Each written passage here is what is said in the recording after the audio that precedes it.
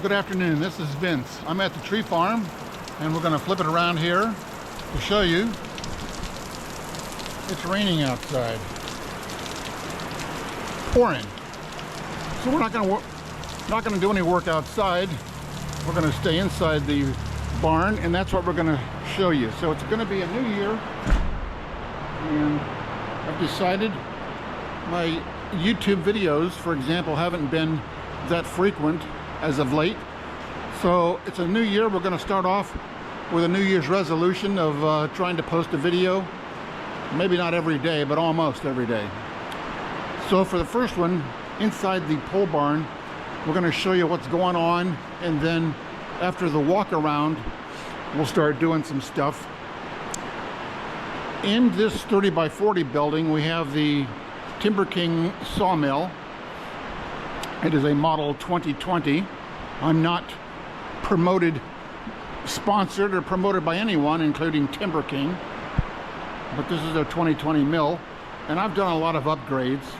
I've put a plate in here. We'll talk about a lot of details later, but we're just going to do a general walk around in the barn, talking about some specific items that I'm going to be doing, and we'll try to bring you along for the ride. If you got any questions, any comments, things you see, things you think I could be doing better, let me know. I'd appreciate it.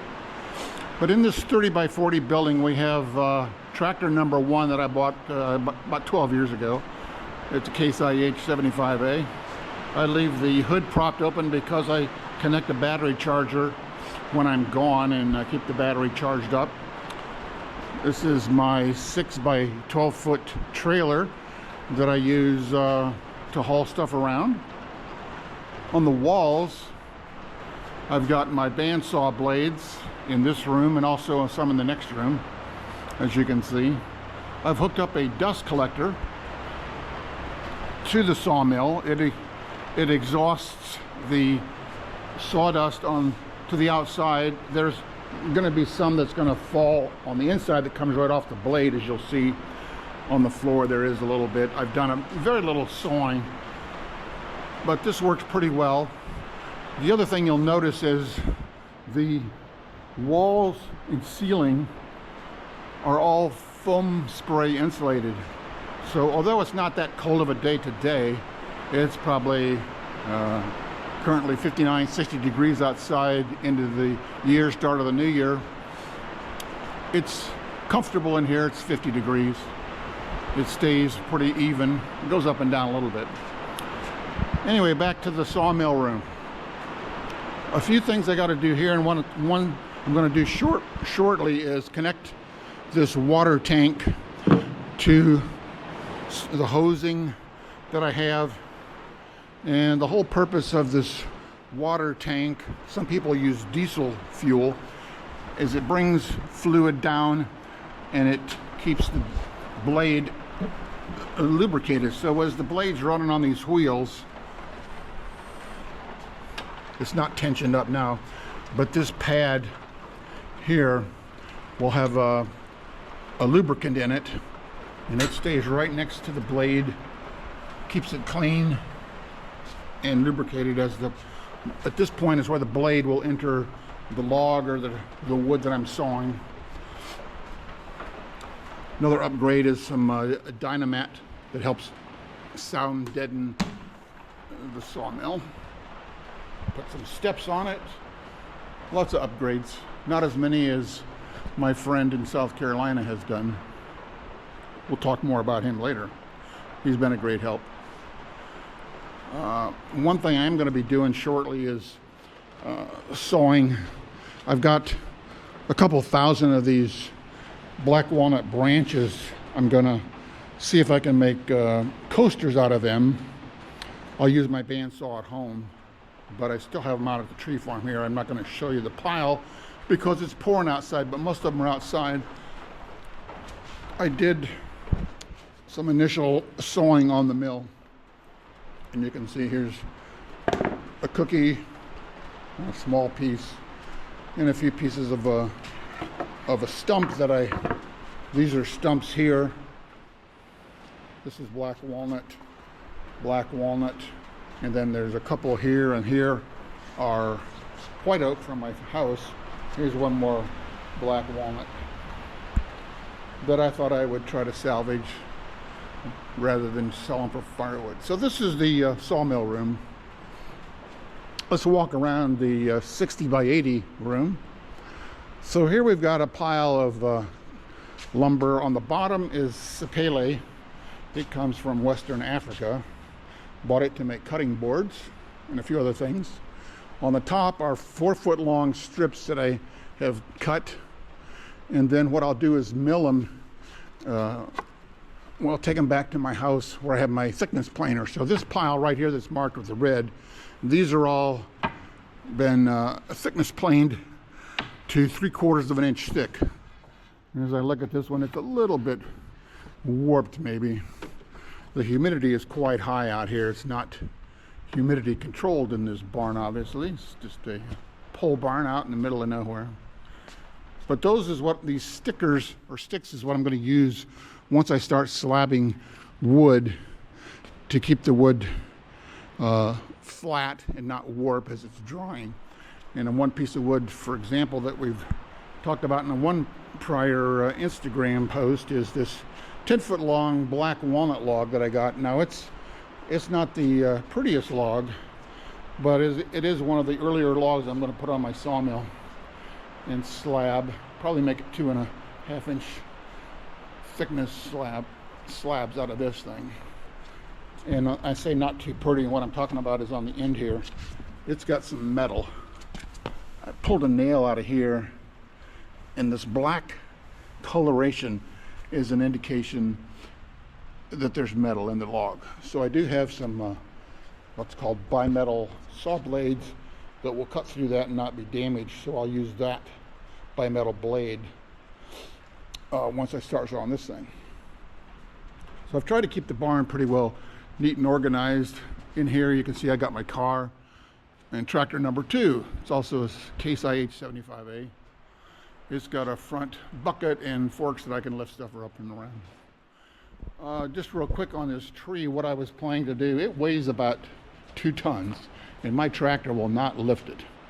But I was gonna create a jerry rig, a system that I can easily pull it around. I can pull the log. As you can see from scrapes on the floor, I've drug it in here, kind of like that movie The Time Machine, where they drug the time machine from point A to B, if you remember that. But I dragged the tree in here to get it out of the weather, and I'm going to rig up a device to help move things around until I get a forklift, something that can really handle heavy duty stuff. Here's the last of my black walnut nuts that I've got. I'll take those home and crack them. I've been doing that. I did have a wall full of nuts for you that have been watching my prior posts. Here we have what? We got an array of stuff here that I got to get organized and sorted, but it's my cross-cut miter chop saw. I use that a lot. A lot of screws and nuts and hardware and miscellaneous stuff. Down here is my one saw. And then we've got walnut that I bought along with that sapele on the other side of the room for making cutting boards, along with, this is the door to the barn dominium. We aren't going in there, but we can look and see the temperature and see I wasn't lying earlier. The temperature is about, what is that, 52 degrees. So it's comfortable enough wearing a coat. Don't need a hat. Here's more sticks for making stickers. I've got a water line. Obviously I've got electricity out here. Here's hard maple on the end here. In the middle is some cherry that I bought. In the end is some more hard maple, all for making cutting boards and some other things. On the top, these are strips of sapele from the same place I got all of these sticks. And I'm going to be using those to make cutting boards that I've already made a number that you can find. Here in the pile of wood, we've got, what I used to do was slab trees and chunks of wood with my Alaskan chainsaw mill. So here's a pile of black walnut trees and logs that were all slabbed using that. And that was just a bit of history. When I did all of this by hand, I realized it was too labor intensive for someone like me. I'm just not a spring chicken anymore. Not to mention, when I did this one over here, I'll crawl over and move slow. Here's a slab of white oak from my backyard, and it started out at the end. You can't really tell from this video probably, but it started out 2.5 inches, and something went wrong, and it ended up being more like 3 to 4 inches thick. Yeah, it's not that thick, but it's more, it didn't stay constant thickness. And here's another one that's thin here, and it's thicker down there. So all of these slabs that you see here, every one was done with an Alaskan chainsaw mill, and I realized I was just going to kill myself. So that's why I ended up buying a sawmill, and I built the barn because I knew I was going to have a lot of wood to air dry, and that's what this is all doing in here. So we've got some stumps in here. This is red oak that I got. Here's the red oak stump from this tree. These are all air drying at the moment. On the bottom are white oak stumps that came off of this white oak chunk that was the stump from. On the bottom here on these two piles are the white oak tree that was in my backyard that I slabbed with an Alaskan chainsaw mill. So we'll just walk around the barn a little bit more here, give you an idea of all the stuff that's here. Again, here's the wood that I got for making cutting boards, etc. And the reason all the wood is away from the walls is so that when they did the spray foam insulation, so he could easily get access to the walls and the ceiling with his lift. And I just haven't rearranged things yet. Not that I need to yet. I don't have a need to move back just yet. I'm not finishing the tour here. We can see. So there's a lot of organization I still need to do. You can see here's some more wood that was slabbed with my chainsaw mill. And there's a chunk of wood that I got a guy to lift onto my trailer, and I got it out here. It's the red oak bottom of the stump that the tree people never took away from a prior job about 3 years ago. Here's some pieces of black walnut that I'm just air drying that I thought I was going to use for something initially. It's all pretty dry stuff, but we'll wait and see what I can do with that. I haven't got firm plans on what to use it for yet. There's the chipper shredder, goes on the back of the tractor. More bandsaw blades. So here's interesting thing. It's not interesting, it's just what I did recently. So across the street where I live, there was some work being done at a house. I walked over and invited myself to the guy who did the chainsawing of these trees. I actually wanted bigger pieces, but his equipment could only lift these. These are this shorter one that is I'll make a note of it. It's honey locust. I'll attach that to it. And this is cherry. And I got the day after Christmas when I got it. That's about 5.5 foot long. So I managed to get them out here in my trailer, and I unloaded them using these chains, and then I'll get them over to the sawmill and slab them up in very near future.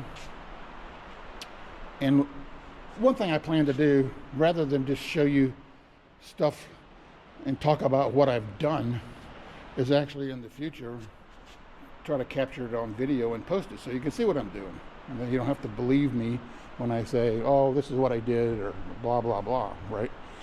So we'll try to make this a little more interesting and show you a little more detail about what I'm doing. This is obviously an air compressor and the air hose so that I can keep my bandsaw clean. So it's in out of the weather. So today is a perfect example of why I built the pole barn. It's raining like hell. I've got wood drying in a nice room. I've got a sawmill that's out of the elements, and I've got, I got good lighting. I can, once I get this water tank hooked up, which is what I'm going to be doing shortly in a few hours, and I'll show you actually connecting all of these pieces and putting the Teflon tape on and getting that ready to go. All of that is something that I can work on really year-round out here, and that's the beauty of why I did all of this.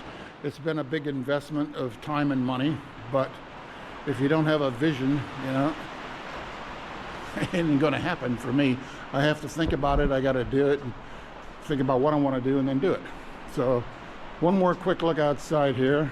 I can hear the rain coming down, and I think you can see